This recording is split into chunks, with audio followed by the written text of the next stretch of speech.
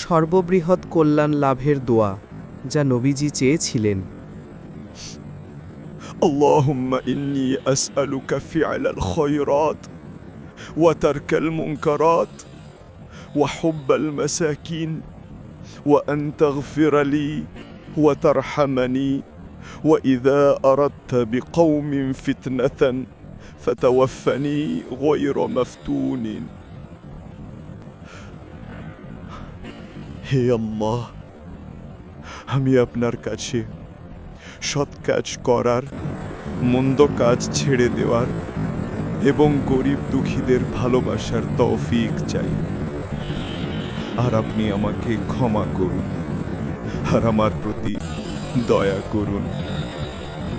আপনি যখন কোনো জাতির উপর কোনো ফিতনা দেওয়ার ইচ্ছা করেন, তখন সেই ফিতনায় জড়িত হওয়ার আগেই আমাকে মৃত্যু দিন। আমিন।